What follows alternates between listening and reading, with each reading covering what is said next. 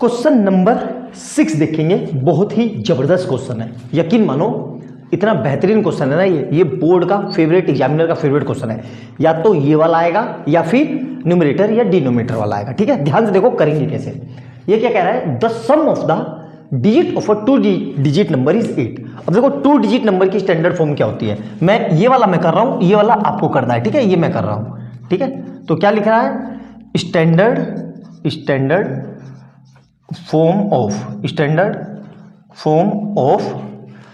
2 digit number.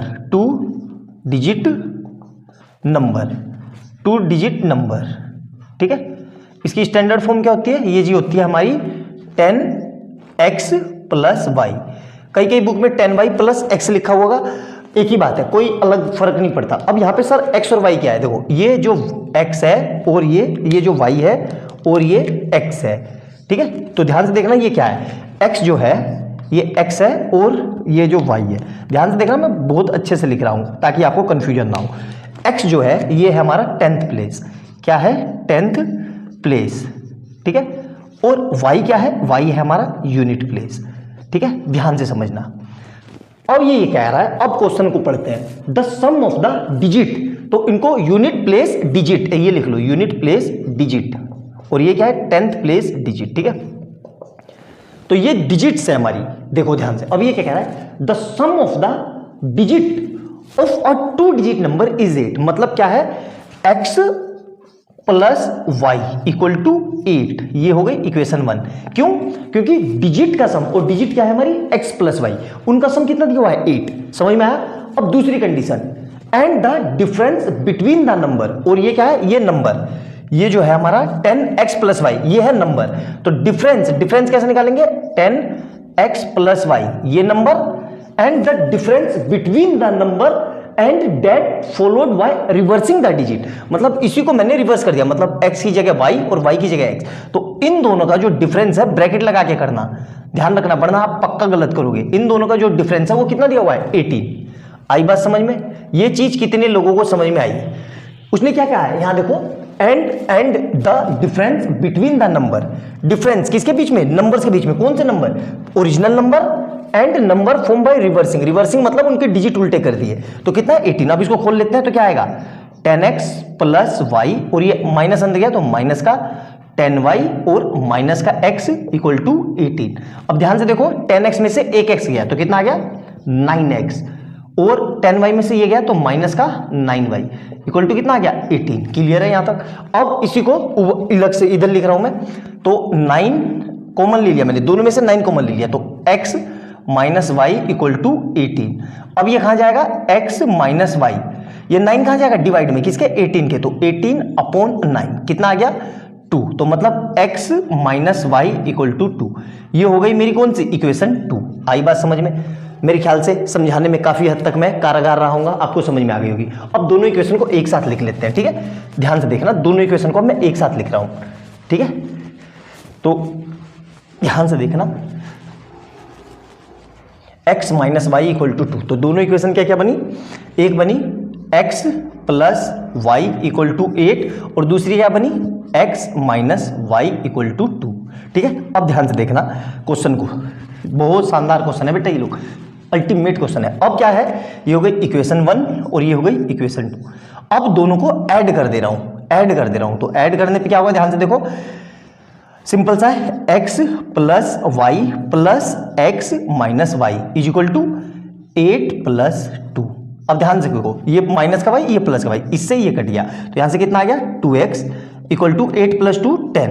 तो x = 10 / 2, मतलब x = 5। x कितना आ गया 5।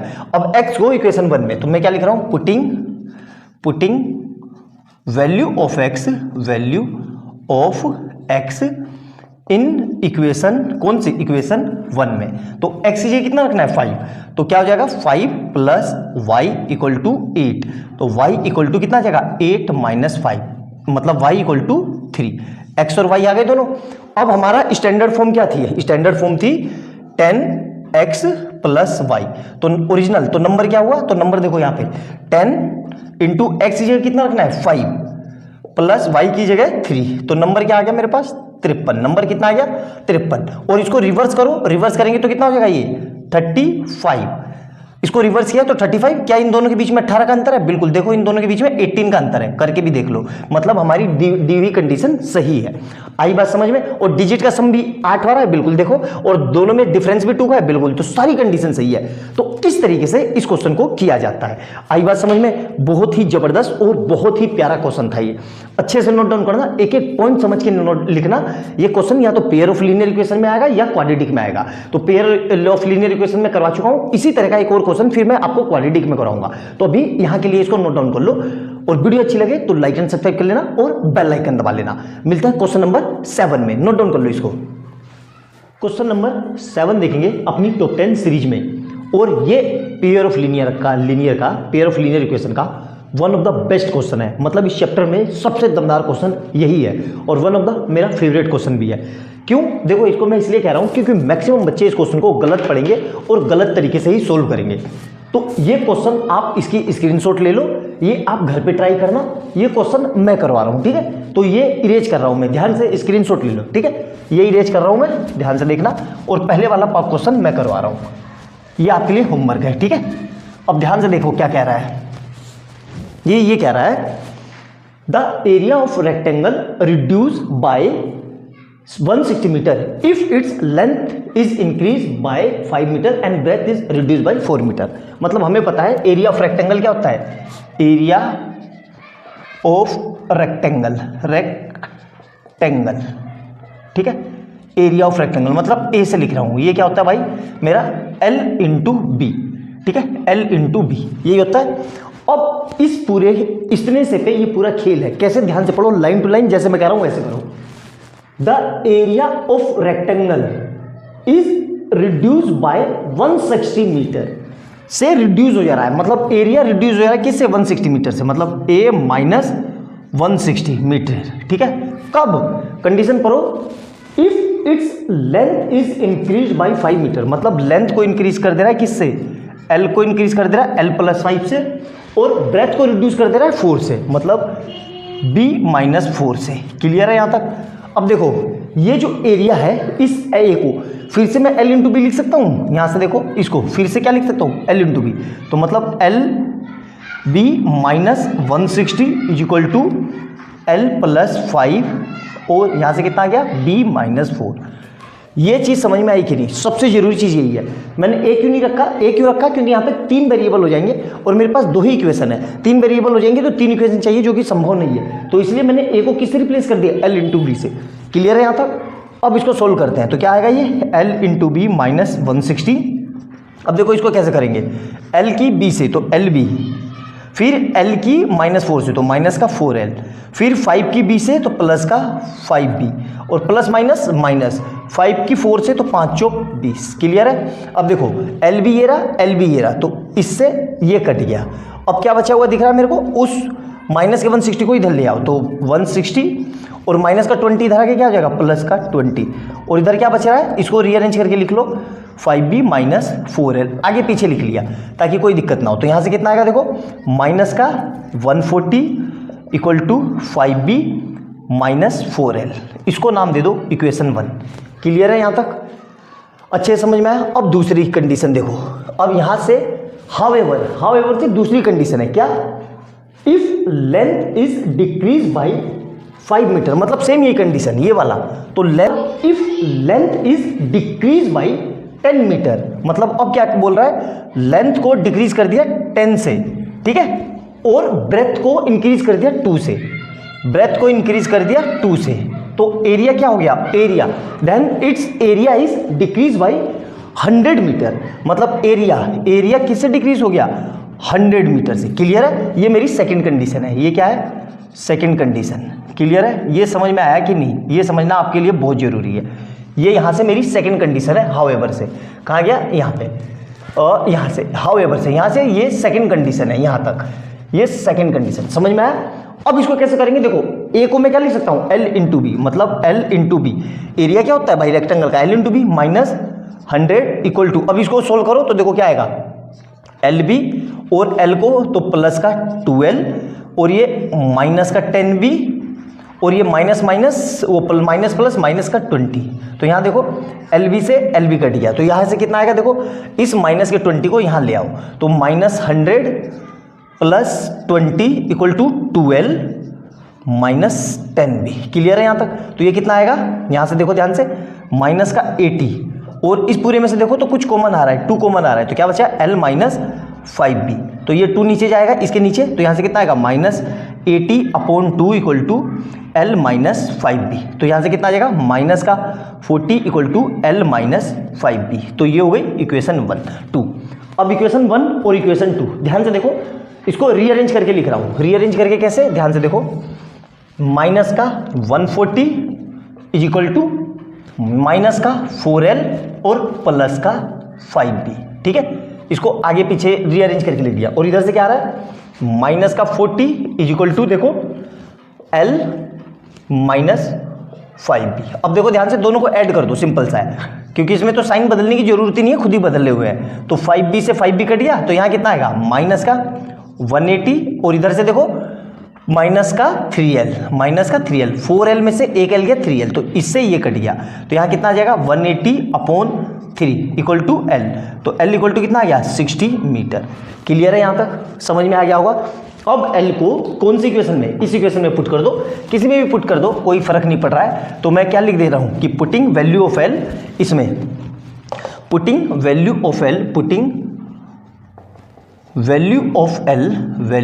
ऑफ L इन इक्वेशन, कौन सी इक्वेशन, इन इक्वेशन 2 में, तो यहाँ पे रख दे रहा हूँ, क्या आएगा माइनस का 40 = L कितना है 60, और ये कितना है माइनस का 5B, माइनस का 5B, तो 5B को इधर ले आया, 40 को इधर ले गया, तो कितना आ जाएगा 5B = 60 + 40, तो यहाँ से कितना आ जाएगा 5B = 100, तो B = कितना आ जाएगा 100/5, मतलब 20 मीटर। तो इस तरीके से L और B निकाल चुका हूं मैं। बहुत ही जबरदस्त और बहुत उम्दा क्वालिटी का क्वेश्चन है ये, अच्छे से नोट डाउन करना, बहुत ही प्यारा क्वेश्चन है। इस साल एग्जाम में आने के इसके बहुत ज़्यादा चांसेस है, बहुत ज़्यादा, बहुत टाइम से ये आया नहीं। One of the best question है पेयर ऑफ लीनियर इक्वेशन का। अगर एग्जामिनर थोड़े से अच्छे लेवल पे जाएगा तो यही क्वेश्चन देगा गारंटी के साथ। तो नोट डाउन करना, ये था क्वेश्चन नंबर हमारा 7 टॉप 10 सीरीज में। अब 3 क्वेश्चन रह गए, ठीक है, तो वो 3 क्वेश्चन भी देखते हैं। नोट डाउन करो इसको। अपनी टॉप 10 सीरीज में पेयर ऑफ लीनियर इक्वेशन का क्वेश्चन नंबर 8 देखेंगे। बहुत ही जबरदस्त सवाल है, यकीन मानो इस क्वेश्चन को मैक्सिमम बच्चे गलत कर देंगे। ये क्वेश्चन मैं करवा रहा हूं, 2012 में आया था और ये 2018 में आया था। ठीक है, ध्यान से देखना, ये क्वेश्चन मैं करा रहा हूं, सेम इसी के मिलता जुलता ये क्वेश्चन आपको घर से करना है, होमवर्क है आपके लिए। ठीक है, तो चलो इसको मैं मिटा देता हूं, इसको नोट डाउन करते हैं। ठीक है, ध्यान से देखना क्या कह रहा है। ठीक है, ध्यान से समझना, बहुत ही जबरदस्त क्वेश्चन है। मैं फिर बता रहा हूं, इस क्वेश्चन को मैक्सिमम बच्चे गलत कर देंगे। देखो क्या कह रहा है, the age of a father, the age of the father is twice the sum of the age of his 2 children. तो मैं क्या लिख रहा हूं,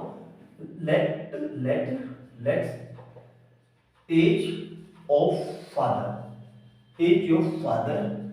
इक्वल टू x, और let's age of his 2 children की एज मैंने क्या मान ली y।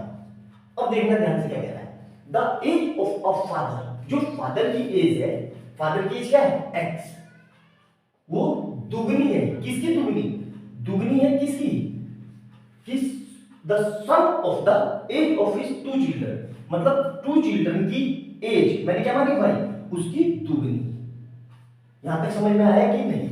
पहला स्टेप समझना बहुत जरूरी था। ये समझ में आया कि नहीं आया? समझ में, उनके बच्चे की, जो दोनों के बच्चे की उम्र है, उसकी दुगनी जो एज है वो फादर की है। हमेशा छोटे में मल्टीप्लाई करते हैं, याद रखना ये कंसेप्ट। फादर और सन में से कौन सा छोटा होगा, सन ही छोटा होगा, तो उसी में हमेशा मल्टीप्लाई करते हैं, ये कंसेप्ट है। अब दूसरा देखो, सेकंड केस, आफ्टर 20 इयर्स, और ध्यान रखना आफ्टर 20 इयर्स। ठीक है, ध्यान से देखना, यहां पे बच्चे मैक्सिमम गलती करेंगे। फादर एज क्या हो जाएगी, फादर एज कितनी हो जाएगी भाई, आज 2024 है तो 20 साल बाद 20 ऐड कर देंगे तो क्या हो जाएगा x प्लस 20, और यहाँ पे क्या हो जाएगा सन्स इज। अब यहाँ पे देखना, यहाँ पे बच्चे गलती करेंगे, y प्लस 20। अब ये 20 एक बच्चे के लिए है भाई, दो बच्चे हैं तो दोनों 20-20 साल के बढ़ेंगे ना, तो 20 प्लस 20। तो ये ध्यान रखना, ये इसमें कंसेप्ट था। बच्चे यहाँ पे क्या करेंगे, एक बार 20 ऐड करेंगे। अरे बेटा दो बच्चे हैं तो एक बच्चा 20 साल का बढ़ेगा तो दूसरा बच्चा भी तो 20 साल का बढ़ेगा, ये थोड़ी ना कि वो वहां पे रुका रहेगा, उसकी भी तो उम्र बढ़ेगी। तो ये इसमें मेन कंसेप्ट था। तो यहाँ से कितना आ जाएगा ये y प्लस 40, ये चीज याद रखना, ठीक है। अब क्या कह रहा है, 20 years his age will be equal to the sum of the, मतलब जो एज है ये कैंसी x प्लस 20 जो है वो किसके इक्वल है, y प्लस 40। यहां तक समझ में आया कि नहीं? बहुत ही प्यारा हाई क्वालिटी का क्वेश्चन है, कोई दिक्कत यहां तक। अब कैसे करेंगे, अब देखो इक्वेशन 1 एंड 2 से, ठीक है। मैं मिटा देता हूं, मैं यहां पे लिख देता हूं from equation 1 and 2, from equation 1 and 2, equation 1 and 2 से मैं क्या कर रहा हूं, x की वैल्यू निकाल के यहां पे पुट कर दे रहा हूं। Putting value of x in equation 2, मतलब x की वैल्यू यहां पे रख देता हूं। तो x की जगह कितना आएगा 2y, तो यहां पे x की जगह क्या लिख देता हूं मैं, देखो ध्यान से, 2y plus 20 is equal to y plus 40, तो y प्लस 40। तो देखो y इधर आ गया और ये इधर चला गया, तो कितना आ जाएगा 2y minus y equal to 40 minus 20, तो y इक्वल टू कितना आ जाएगा 20। मतलब लड़का कितने साल का है, लड़का है 20 साल का। अब इस y को यहां रख दो इसमें, तो फादर एज कितनी चाहिए, तो यहां पे लिख देता हूं मैं फादर प्रेजेंट एज, तो ये कितनी हो जाएगी x equal to 2 into y कितना आया 20, तो फादर की एज कितनी हो जाएगी y x equal to 40 years. आया समझ में? बहुत ही जबरदस्त क्वेश्चन है, अल्टीमेट क्वालिटी का क्वेश्चन है, और ये सन की परसेंटेज है, मतलब लड़के 20-20 साल के हैं और फादर 40 साल के हैं। बहुत ही जबरदस्त उम्दा क्वालिटी का क्वेश्चन है, अल्टीमेट क्वेश्चन है, इसको अच्छे से नोट डाउन करना। ये क्वेश्चन मैंने इसलिए करवाया और इसलिए इस क्वेश्चन को पिकअप किया था कि ये क्वेश्चन मैक्सिमम बच्चे इसको गलत कर देंगे। नॉर्मल क्वेश्चन तो आप कर लोगे इजी वाले, लेकिन इसमें आपके गलती होने के बहुत ज्यादा चांसेस है, इसलिए इस क्वेश्चन को करवाया गया। तो अच्छे से नोट डाउन करना, ये हमारी सीरीज का 8वां क्वेश्चन था। क्वेश्चन नंबर 9 लिखते हैं और फिर 10 लिखेंगे और सीरीज को एंड कर देंगे। नोट डाउन कर लो इसको। तो 10 सीरीज में पेयर ऑफ लीनियर इक्वेशन की क्वेश्चन नंबर 9 देखेंगे, ठीक है। क्या कह रहा है, for what value of a with the following system of linear equation has no solution का कंडीशन है। ये मैं करवा रहा हूं, ये आपको करना है। ये 2019 में आया था 3 नंबर का, ये 2017 में आया था 3 नंबर का। बहुत सिंपल सा क्वेश्चन है, लेकिन इसलिए इस क्वेश्चन को करवा रहा हूं। देखो टॉप 10 सीरीज है तो सारे क्वेश्चन पिकअप करना जरूरी है, कोई भी कंसेप्ट छूटना नहीं चाहिए। तो ये मैं करवा रहा हूं, ये आपको करना है। वीडियो को पॉज करके स्क्रीनशॉट ले लो ताकि आपके पास क्वेश्चन रहे, क्योंकि क्वेश्चन को मैं मिटाने आ रहा हूं, ठीक है। चलो मिटाता नहीं, ऐसे लिख देता हूं, हटाओ। क्या कह रहा है, सबसे पहले इस क्वेश्चन को लिया करेंगे, ठीक है।